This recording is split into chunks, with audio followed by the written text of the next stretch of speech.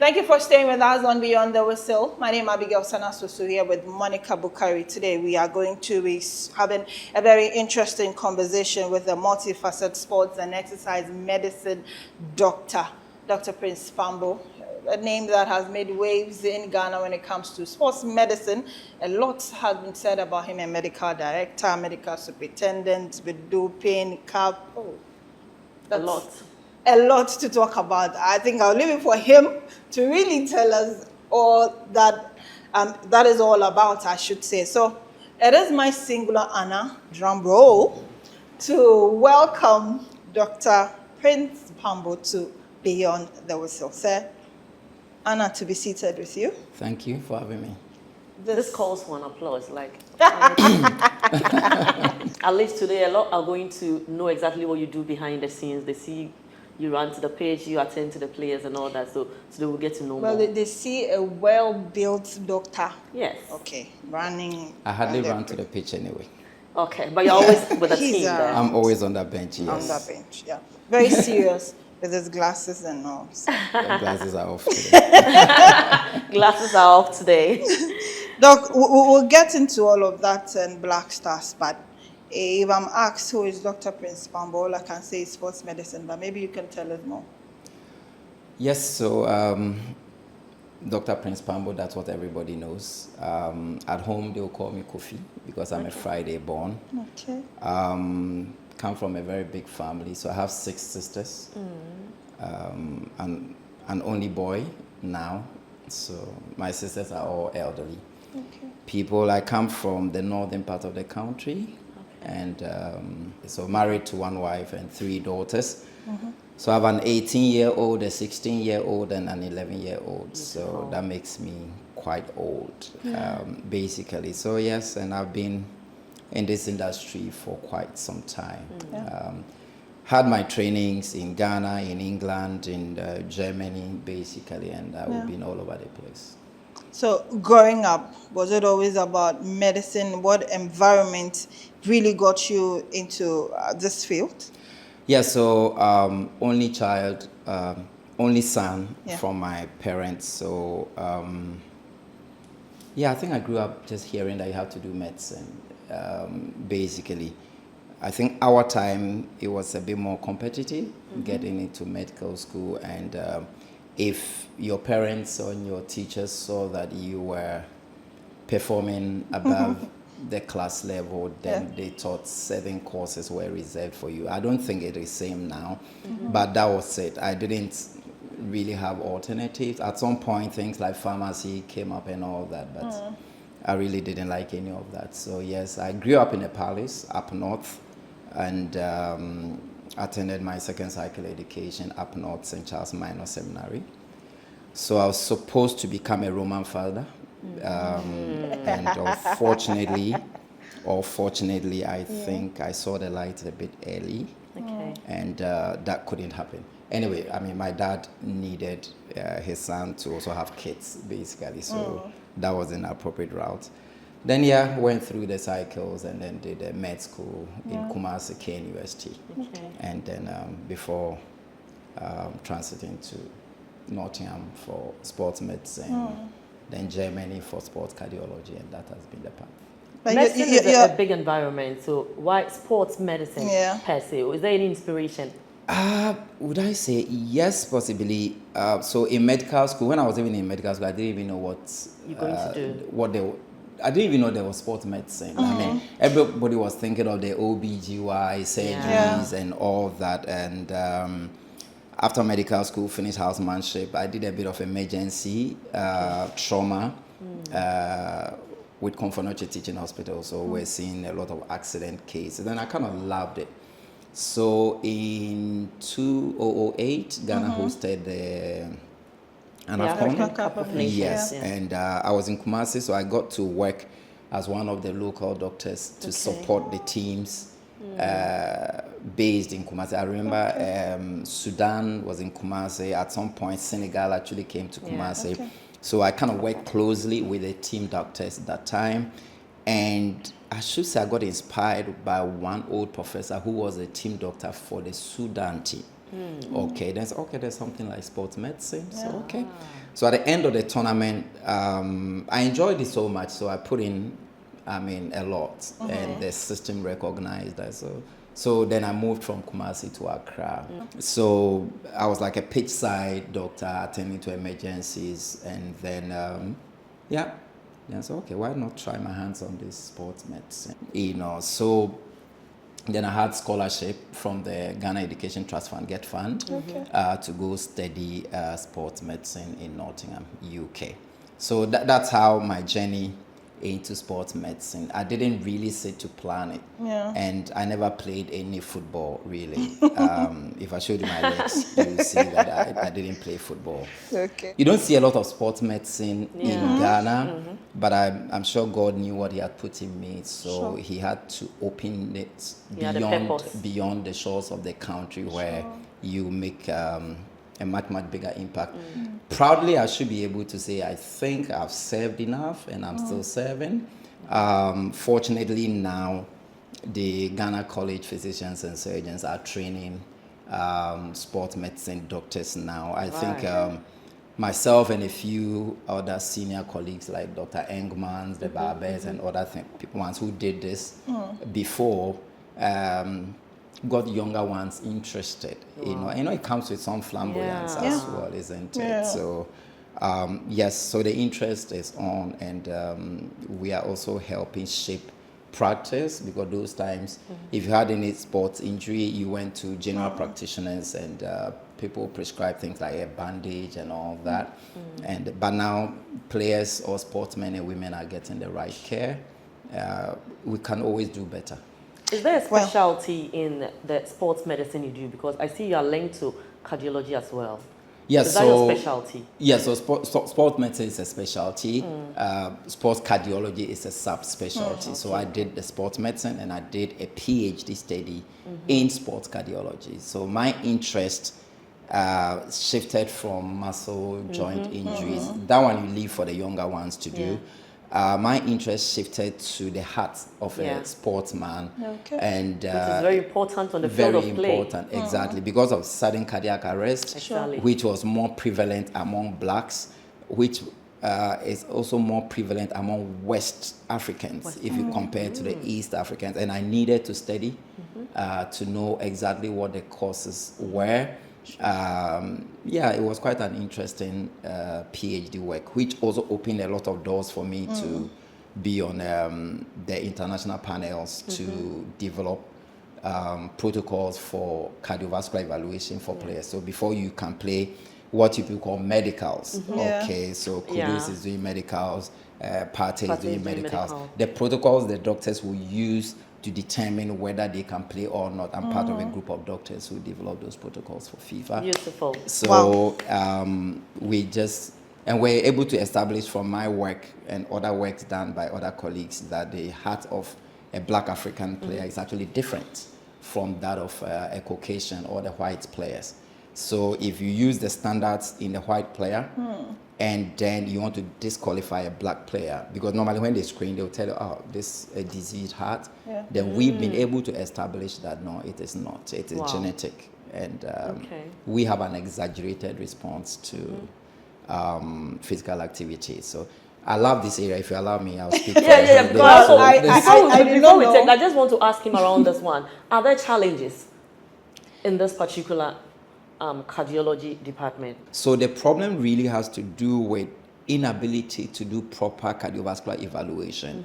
So I'm sure in our leagues, for instance, everybody is mandated to do proper cardiovascular screening for all the players before they play, so that, if there are problems, you can pick them. Not to say places where they screen, people don't drop dead. You can screen and you still not find anything, and it can pop. So here we are not screening enough. That is what I see as a bit of a challenge. It's not too cheap. You have to do an ECG, you have to do an echocardiography, and I think most of the clubs are not very financially sound to be able to do that. So most players come to the national team. When I did under 20 many years ago. You get players and you are doing cardiovascular screening for them for under 20 tournament, and that's the first time ever that player is doing medicals. Meanwhile, the person has played the league for maybe 2 years already. So, well, I don't know what you are learning, but I'm hearing a lot of things for the first time. I think for the first time I'm hearing Dr. Pambo is an only son, just like myself, who is an only daughter with 7 boys. So a lot of just like things myself, I'm also the common. only daughter So with 4 men. away from that, different hats for Africans and Caucasians. I never knew that. Do stay with us. There's a lot more from where all of this is coming from. We'll be back on Beyond the Whistle. Charlie, you sure say the guys they will come? Oh, definitely. They should be on their way coming. Guys, I hear say some alcoholic drink come. Wait, nice one. Did they call Jojo? Are you referring to Jojo carbonated vodka flavored alcoholic drink? Guys, it is smooth. Please, what can I offer you? Jojo carbonated vodka flavored alcoholic drink. You get taste, wow. Introducing Jojo carbonated vodka flavored alcoholic drink, crafted for moments shared responsibly. To good company. To good company. With every sip, experience the essence of craftsmanship. Grab a bottle and feel the bold taste of Jojo carbonated vodka flavored alcoholic drink. Drink responsibly. Not for sale to persons under 18 years of age. Not recommended for pregnant women and lactating mothers. Don't drink and drive. This advert is FDA approved.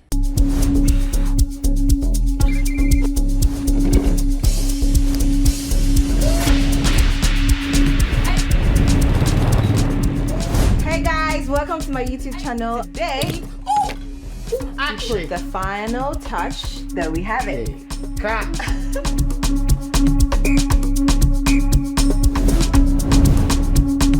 Don't forget to like, comment, share, and subscribe. Take 5 minutes, guys.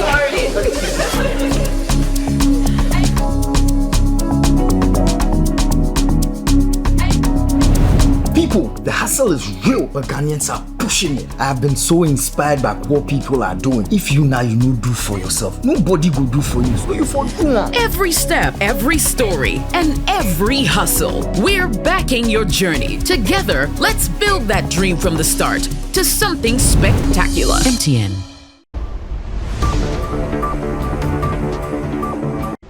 We're still at the doctor's office talking sports medicine with the man and the brain behind it. If I can say, we really got that calling to start with sports medicine in Ghana. Dr. Prince Pambo is with us on Beyond the Whistle. My name is Abigail Senasasu here with Monica Bukari. Yeah. Doc, from where we left off, I'm just learning that Africans do have different hats. Caucasians have different hats. And it quickly brought one of our Black Stars players, who is of blessed memory, Rafael Damna, to mind. A lot was said about his signing with his last club that led to what happened to him in Albania. But do you have any insights on that? That gives me a different thinking altogether now. Yeah, so the difference in hearts, it's actually the response to physical activity. Okay. So, for instance, a Caucasian or a white who is not physically active and a black who is not physically active, your heart might be the same. Okay. But when you are physically active or you are engaged in sport, the effect of sports on the heart and how the heart responds, we as blacks always will respond a lot more, and it's exaggerated. For instance, the left side of the heart, ours will be very thick, probably about 1.6 centimeters, okay, whilst that of the Caucasian can never get to that side. Theirs will be about 1.2. Now back to Raphael. Coincidentally, we were in Zurich, Switzerland, about 18 doctors invited by FIFA globally to discuss these cardiac issues, and Raphael came up. Now there's something, we're getting to a point where we call shared decision making, where you find a problem, and Raphael definitely had a problem with his heart where his heart wasn't beating well, if I should use that for lay people to understand. The heart wasn't doing exactly what you expected it to do, and if the heart was put under stress, as in playing, you could run into problems.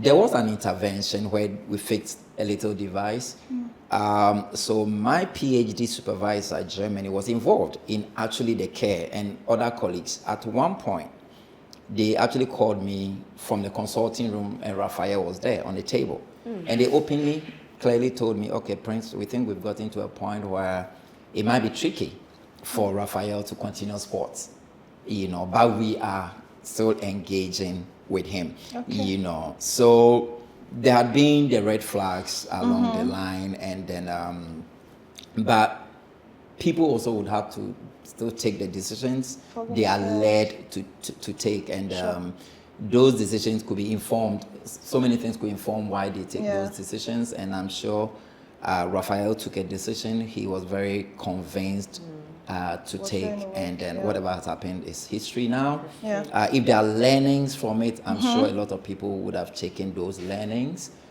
from that. But yeah, these are real issues. But will you advise that, let's say for instance, the case of Nwankwo Kanu, the ex-Nigerian footballer, will you advise that when players have issues like that, and something else is recommended in place of that to adjust, will you recommend they go in for that and still continue playing football, or they just cease? Yeah. So no, we don't advise just cease. I mean, so depending on what we diagnose, okay, we'll appropriately advise you. And actually, doctors or sports cardiologists are tilted towards helping you to be able to play.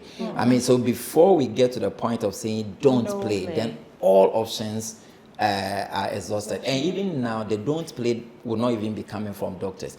There's something we do now, we call the shared decision making. So the doctors are on the table, the player is on the table, the player's family is on the table, a spouse is on the table. If you are a Muslim, anybody you want to be on the table, then we put everything on the table for you to understand that, look, you can play, but if you play, the likelihood that X would happen is this percentage, are Make you that happy? decision yourself. Some will say, I'm happy to play. I say, okay, if you are playing, we are going to make sure we always have ambulances and the right people to intervene for you. And then we do that. So fast forward to 2022, that call to be a part of the senior national team, the Black Stars. How did you receive it, and how has it been so far?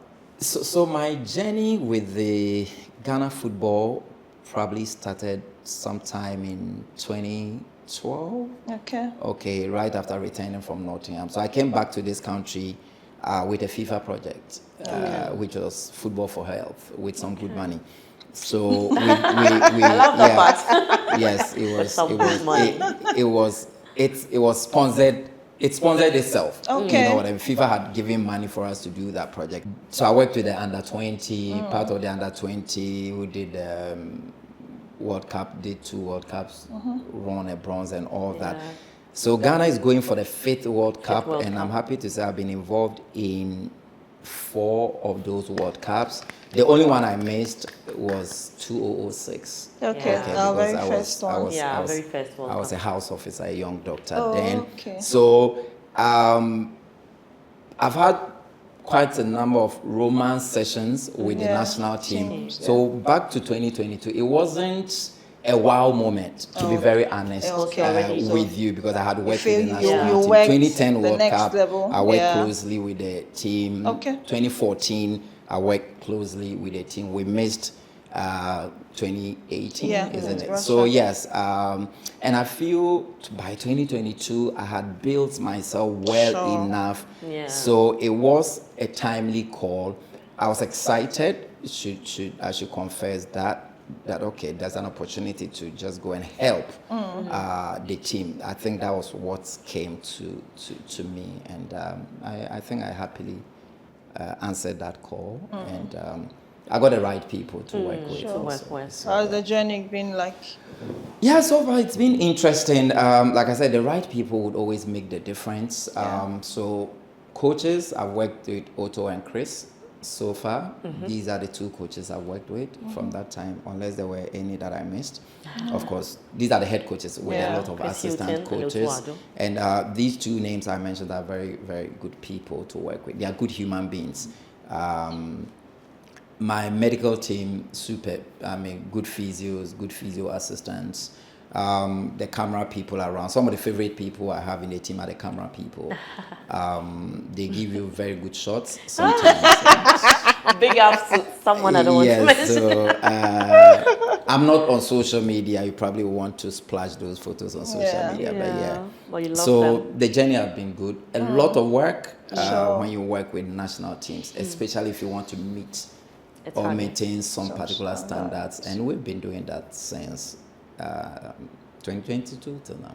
Now, ahead of tournaments, ahead of qualifiers, especially when they are pitching camp, before pitching camp and when they also come, what's the preparation like for you and your team since you spearhead the team? Okay, so way before tournament preparations, what you even call preparations, you start having some one-on-one interactions with your coaches. You know, so I think some weeks back I've had meetings with my head coach. He likes to do a one-on-one, meet you as a group. You also meet your medical team.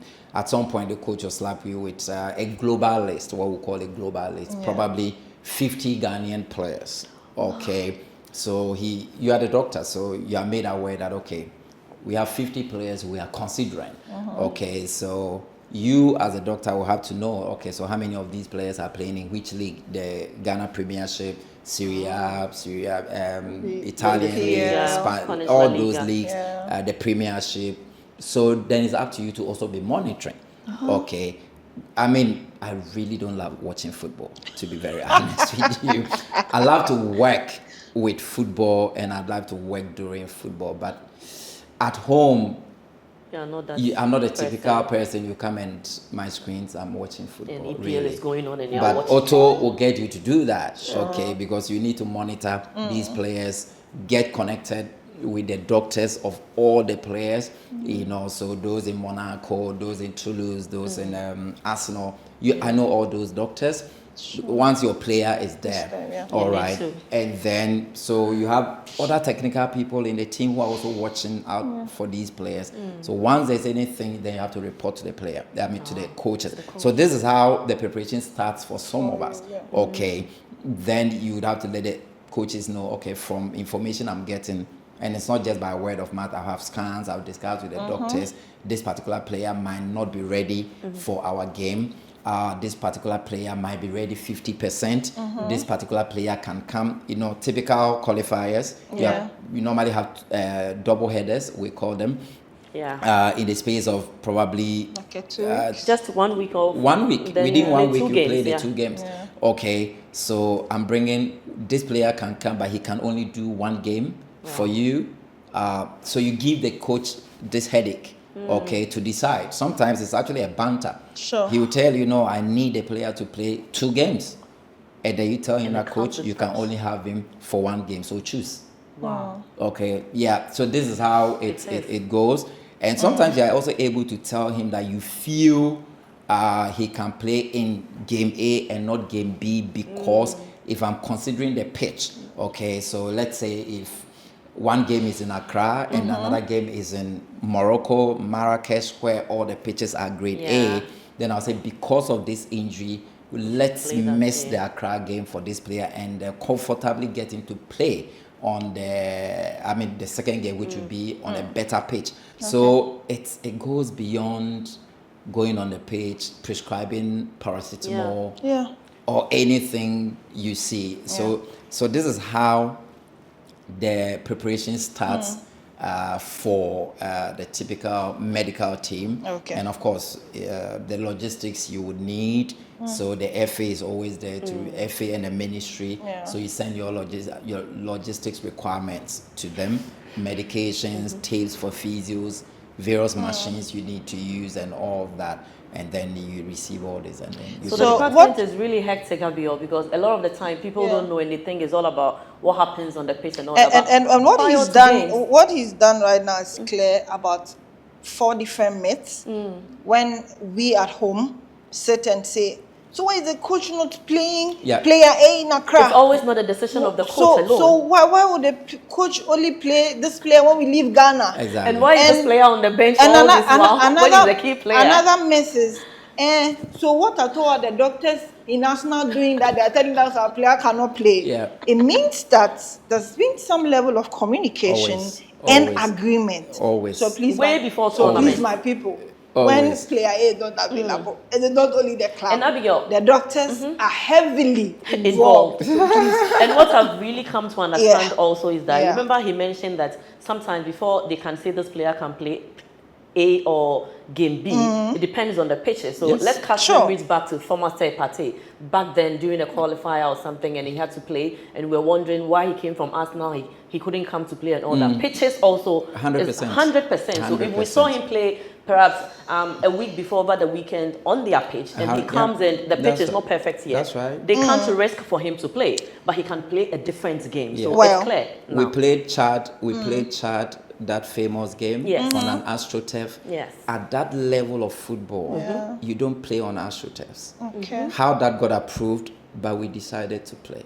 okay. My players finished the game. In fact, not finished the game. Half time, my players had blisters on their toes. Players take off their boots because it was so hot. Yes. There, we Yeah. played the Yes. game, I think, 2 p.m. on AstroTurf. Yes. The You heat. understand? Exactly. So every player who played that game sacrificed. You heard it. But Sacrificed. and these child players didn't have anything to lose, so course. they were all out. They are used to it. How could you get your players to be all out? At the end of the day, you're going to be nursing ACL injuries and anterior cruciate ligament and ATFL injuries. Does it have to do with growing as well sometimes? I mean, so it predisposes you to all sort of lots of musculoskeletal injuries. problems. Well, once you are beginning to overstretch, once you are so dehydrated, once mentally you don't even want to play on that pitch, and that's the greatest part of it. The players come, they line up, they see the pitch, AstroTurf, and they don't want to play because they don't have to be playing. So mentally, they are defeated. Your clinical psychologist can do everything possible, but you also know it's a wrong thing. So these considerations are there, and I'm happy both of you are media people, and I think I've heard some of you here hit so hard. And when you are in the team and you play some of these crucial roles, you can't even speak. So you watch the news, and it's sports time, and the media people, they sound so intelligent, and I wish I could just throw in 2 words for this lady to know that no can but And Well, then we keep it's saying one that, of they those don't things. show commitments, Yeah, they're all yeah. out and all. Yes, But the page sometimes. Okay, is a so problem. let's talk about a typical match day, and then I'm sure we'll do a little family and have some fun. So on a typical match day, you lead your group, and I'm sure you are not just a doctor to the players, but to the whole crew. yes, so typical match that I don't care about the whole crew anyway. I should. It's your So player. even if someone is fainting, I make have a that little clear headache. so enough. someone will come out, your So favorite person is if you're coming around Black Star, you feel say you're bringing your BPs and other things for Dr. Pambo to handle. You And have your to be headaches. careful. I mean, exactly. Typical match day, it's the players. It's only your it's players. for my players, and sometimes Okay. for some weird reasons you are looking at the first 11 if you know them, Yeah. because Yeah. really that should be the interest. So typical match day for us is 24 hours before the game. Okay. The last training before the proper match would be where you let your coach know players who can even train that last day or not. And typically, if a player cannot train that last day, then that player might not even be available On a for match selection to be there. So it's a very crucial moment. And meaning 48 hours before that match day, you probably have engagement with these players one-on-one. Okay, you need to engage them to understand. So sometimes, or most times, I actually go into their rooms, just to sit with them and to understand. Some will tell you, oh, doc, this game, we'll score them. Once you say that, I leave the room, you're fine. You're fine. Okay, Yeah. some will have reservations, then you would have to go into those discussions. Match day comes. As a medic, I make sure, together with my physio assistants, all the things we will need. The most important thing we need match day, do you know what it is? Ice. Ice cubes. Ice cubes. Okay, Okay. ice It's cubes. the Okay. So in most the local important dialect, thing. block. Block. Block, yes. On match Ice day, block. Ice block. ice block and water. Okay. I can forget my medical bag, my medications, my scissors, my surgical things. I can forget everything.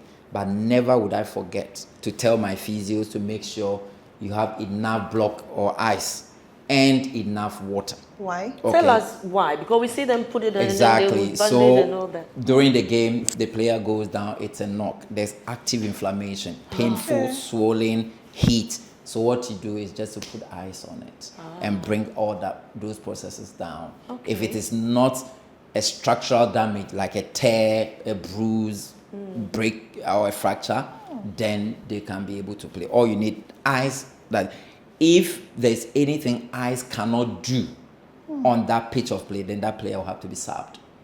Another myth has been cleared. Yeah. We go to a Premier League venue and medics where they be no Come on, the block. block. Exactly.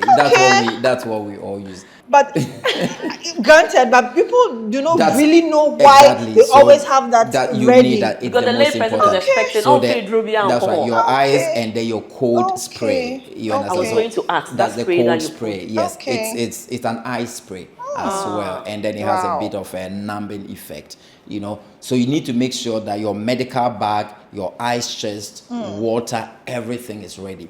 Part of the medical team would normally be at the stadium probably 5 hours before kickoff. Okay. Okay, so the time when the kids managers are going to display jerseys in the dressing Yeah. room, that's when the kid, the part of the medical team, the physio assistants will take lead. So 6 hours, 5 hours before kickoff, the medical team is represented to make sure our benches are set where the players come. We do taping, we do light massages, you do stretches for them, you prepare whatever they need to take for them before they go and play. Medical team in camp, the earliest will sleep will be like 1 a.m. because you are working.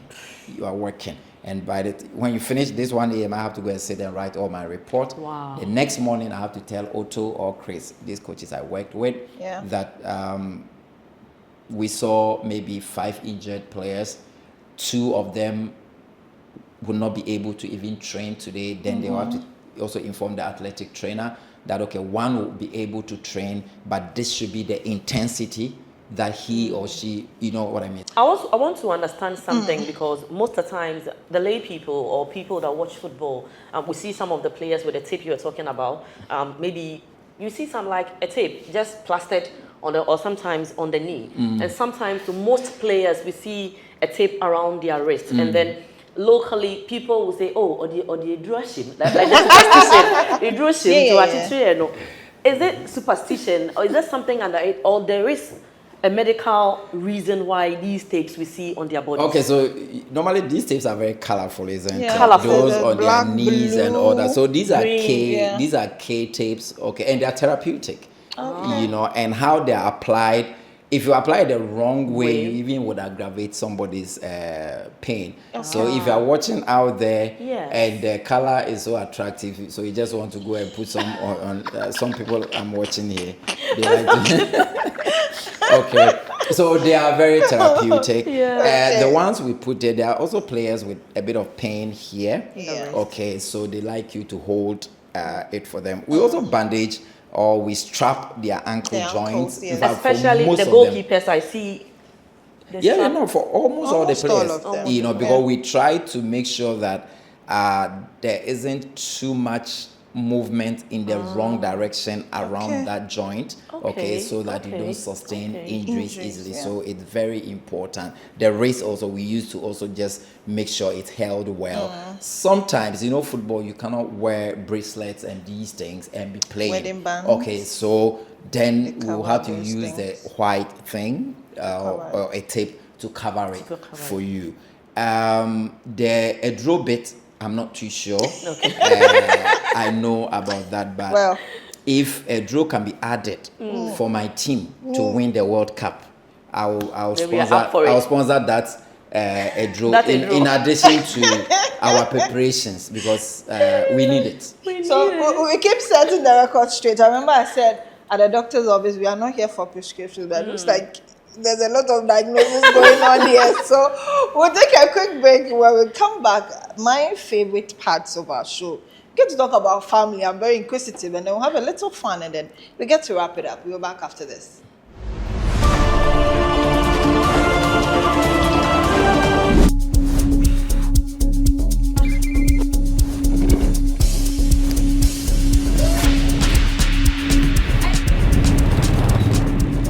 Hey guys, welcome to my YouTube channel. Today, we put the final touch. There we have it.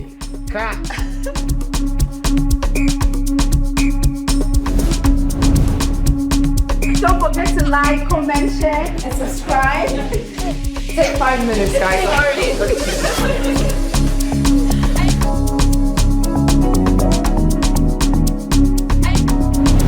People, the hustle is real, but Ghanaians are pushing it. I have been so inspired by what people are doing. If you now you know do for yourself, nobody will do for you. So you for do now. Every step, every story, and every hustle. We're backing your journey. Together, let's build that dream from the start to something spectacular. MTN.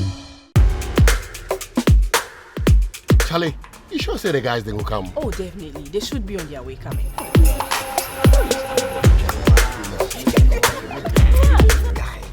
I hear say some alcoholic drink come. Wey nice one. They call Jojo. Are you referring to Jojo carbonated vodka flavored alcoholic drink? Guys,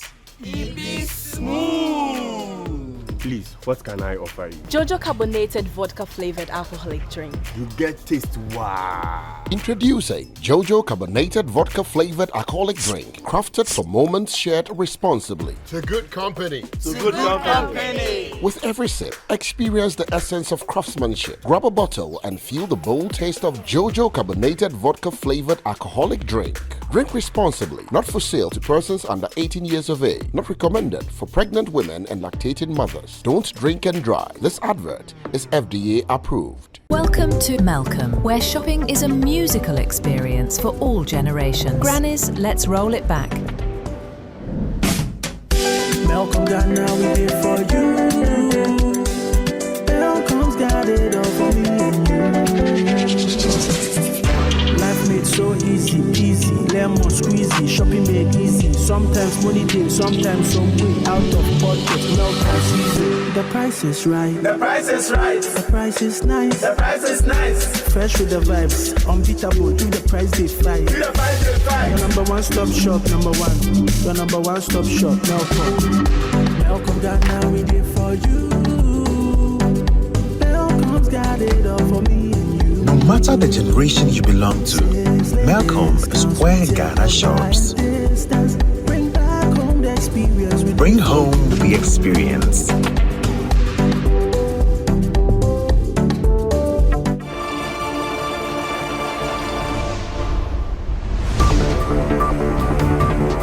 All right, so we are back here in the doctor's office. This is still Beyond the Whistle, and we are sitting with Dr. Pambo. We've spoken about Black Star, we've spoken about his job with CAF and all that. We've spoken a lot here, and even what you need to know about the players off the pitch, what they go through even before they come on the pitch and all that. The tapes that they put on their wrists, their bodies and all that. We've now had proper explanation to that. This time around, we're talking about family and how he's able to manage the job with family as well, Dr. Pambo.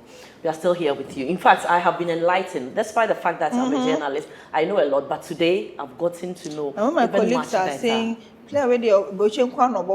As if Dr. Pambo says, yes, now maybe Dr. Pambo says that maybe he can't play here. Maybe the pitch is the problem. We always have those situations. Now, Dr. Pambo, earlier you told us about family, having 3 kids and all that. We want to know, how do you balance this? Now, you are with CAF, you are with FIFA, if I should say. You are with the national team, the Black Stars. You have your personal job here. This is the doctor's office, a beautiful place. In fact, I'll be using this place now, the doctor's office. So tell us, how are you able to balance the job and family? Is your wife and children getting enough of you? Yeah, thank you very much. So CAF, one of the things I do that I love also with CAF is doping controls. So I do that a lot. And for FIFA, I do what we call a match doctor, which is a very new role in FIFA. So during tournaments, some doctors are sent and then they oversee venues, and then when team doctors need help, then we help them. So I also played that role for FIFA. Back to family. So it's tricky to be very honest with you. I think yes, my kids and maybe my kids would say they are having enough of me, maybe. But I feel it could be better. My family is not here anyway, so.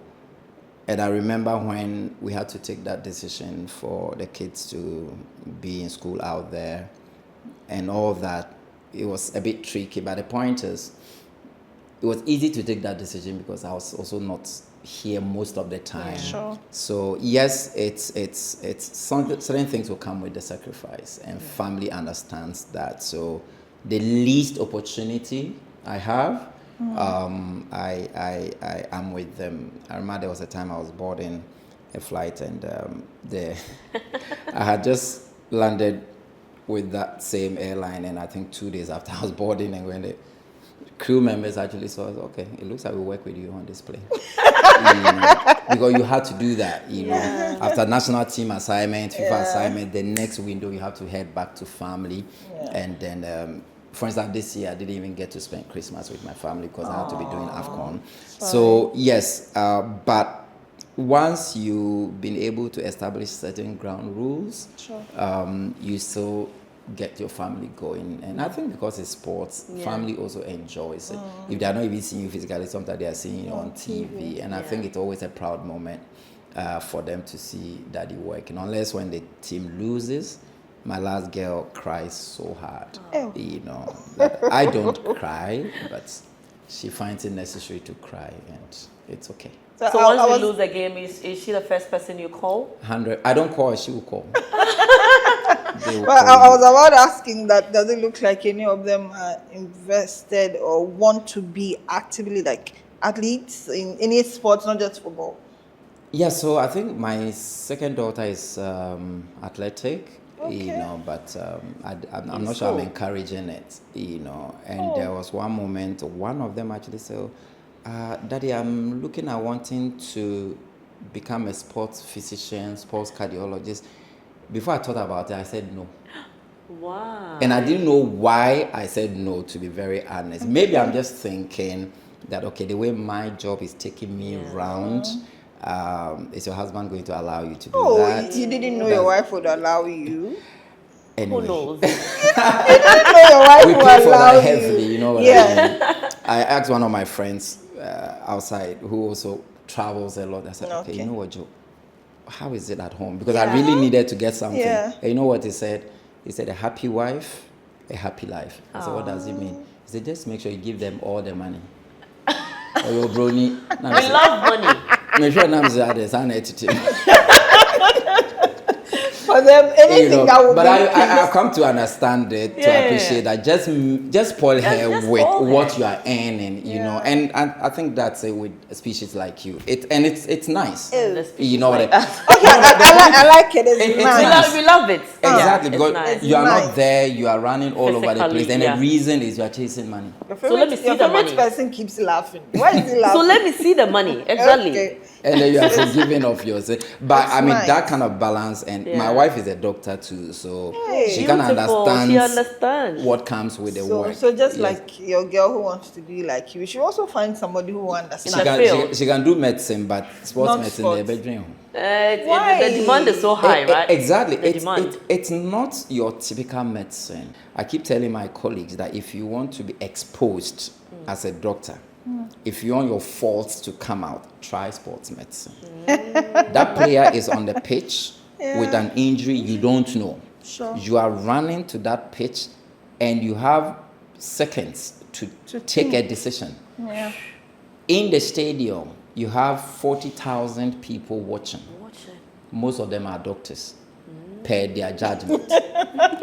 You have millions of people Doctors watching. and coaches. The professors who taught you sports medicine are watching. You get there, and whether you were wearing gloves well or you didn't wear, whatever you do, they tick the box. So sometimes right after the game, your phone is ringing, you pick, it's probably one of your old professors who tells you that, you could have done it this way.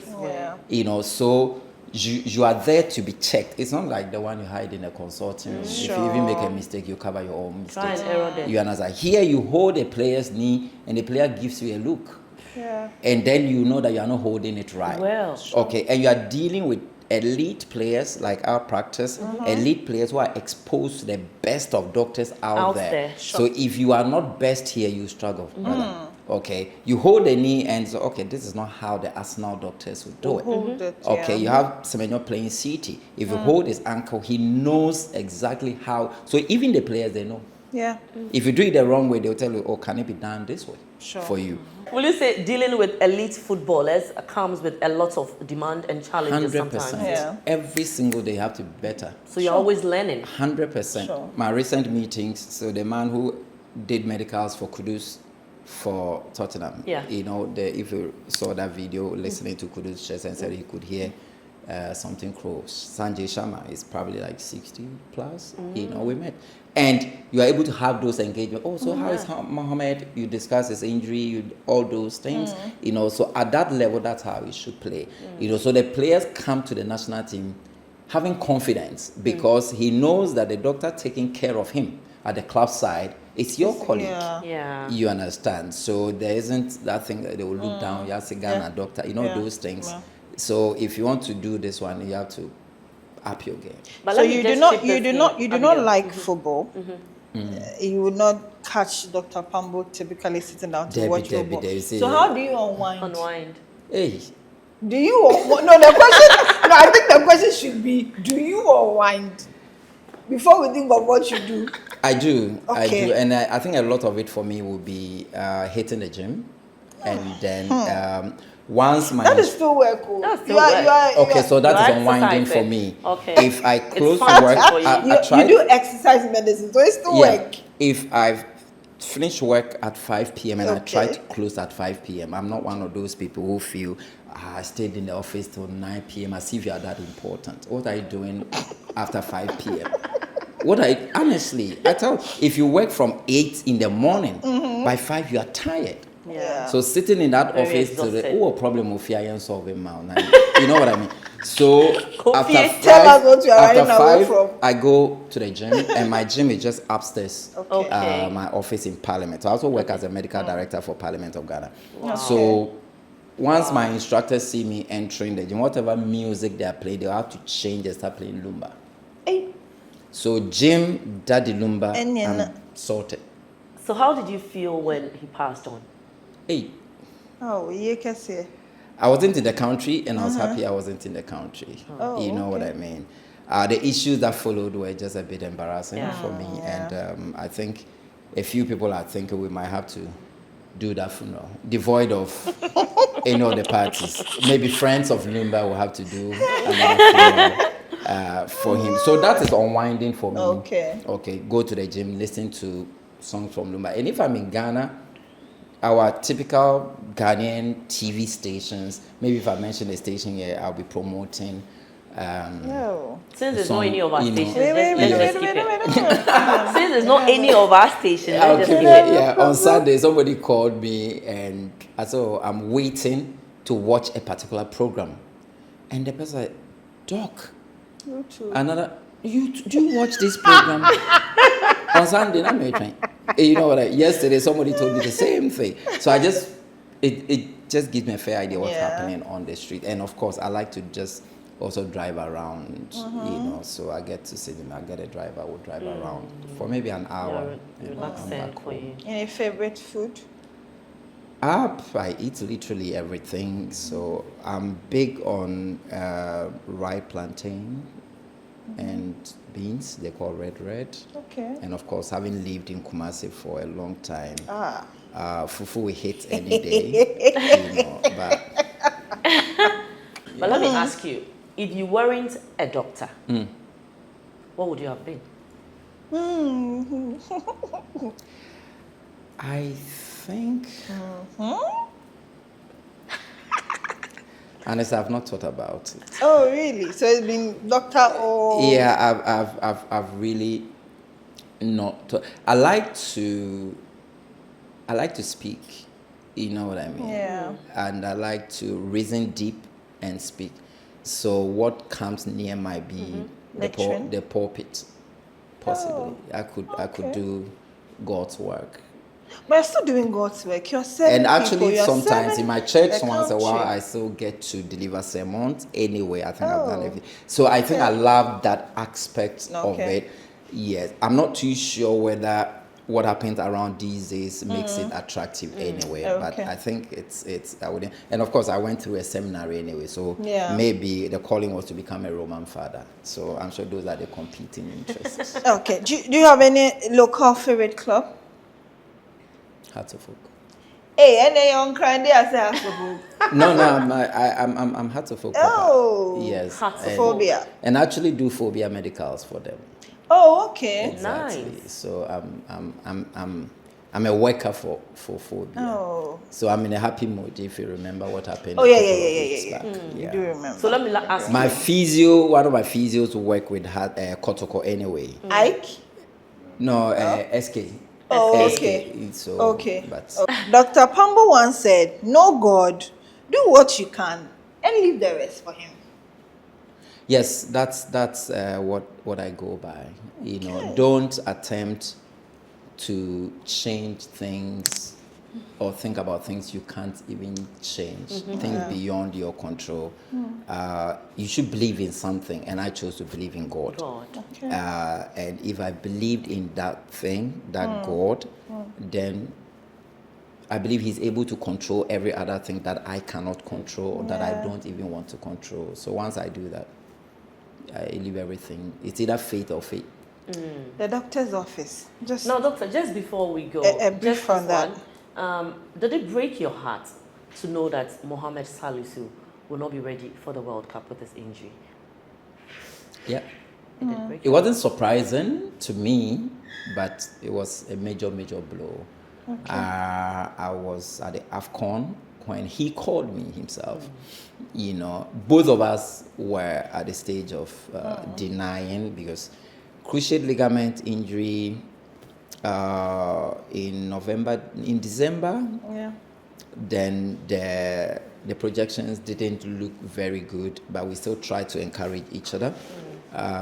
We got him to do the surgeries. But the good thing is, players, doctors, we all know these things are part of the game. I visited Monaco and I met the Japanese national team captain as well, also nursing an ACL injury.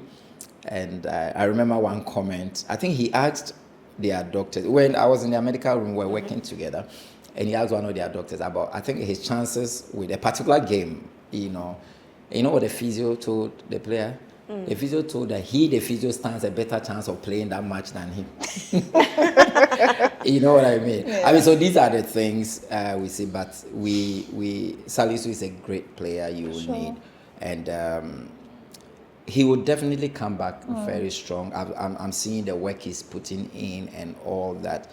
And I clearly remember saying that, yes, on paper, it looks like he has to go a particular number of months, but there's a God of miracle. Sure. Okay, so we leave that. We don't know. And I actually said on radio also that even the players we feel are very fit now.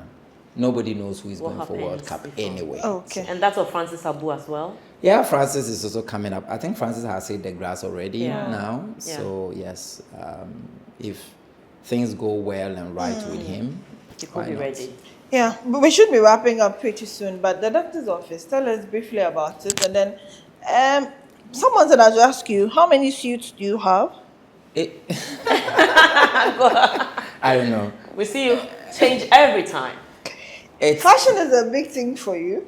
Appearance is a big thing for me. Okay. Yes, appearance is a big thing for me because you get addressed by how you dress. Sure. I went somewhere. I needed to see a patient. The day before, I went there to see that patient on a special ward, and I walked through, no stop and all that. The next morning, I was going to the gym, so I was in a shorts and t-shirt, and my hair was twisted. That same entrance, a soldier stopped me. And then someone said, oh, that is Dr. Pambo. Then the soldier was looking for Dr. Pambo. As you. So that time, the appearance wasn't what he was expecting. expecting. So if you are, and I think it feels good Sure. just to invest in how you appear. So basically, I don't know the number of suits I have. You've lost count.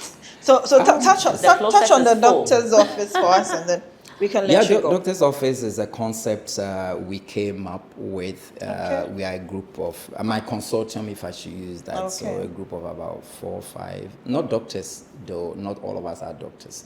We are all business people. I do a lot of business than even medicine. I know people always ask, oh, where's your private practice? Where do I said, do I even need a private practice? I'm doing a lot of private things already. And I didn't think private practice will put so much money in your pocket compared to other things. So we decided to come up with this concept. So if you remember here, this same space, we used it for learning. COVID time, it was one of the top labs, COVID labs, this same premises. I think at some point, this COVID learning, that's I think if you did the map The thing, Google it map, will yeah, tell you that's learning laboratories. I think it was probably testing about 800 a day. So we converted and so we decided to create consulting rooms. We have our online platform, so doctors register actually on it. That's why we call it the doctor's office. So doctors are free. If you have patients, you need to see. So we are encouraging young doctors to work for themselves. You don't need, people don't have money to go start their private hospitals. So get on our portals, you register, book your patients. So our nurses and admin people are here to support. So you come in, you schedule your patients for 10 a.m. You come in, you see the patients. You charge them any fee you want. Okay, we have a percentage we take. And then if you want us to pay you, the doctor, weekly, everything, that's the concept we run here. And it's been great so far. So it's a platform, it's a place for doctors as well. So not just patients walking in, no, platform for yes, doctors platform to also for doctors. practice their private consultation. Exactly. Well, it's been an interesting one. I remember in my intro, I said it was going to be eye-opening. We are going to set the record straight. We've done just that. I do not want this conversation to end, but we have to let Dr. Prince Pambo go and do a lot more to continue to serve Ghana. Doc, thank you so much for your time. Thank you very much. I didn't envisage this conversation, but it's been great. So grateful. Thank you so much. Thank you for having us. Ladies. So we're still on the road. We'll get you all of the principal actors like we told you before we get onto the pitch and tell you what exactly they do and clear everything that makes you think otherwise before we head into Canada, US, and Mexico. We need clear minds to be able to go there and do the job for Mother Ghana. My name is Abigail Sanas. I was here with Monica Bukari. We'll catch you again pretty soon.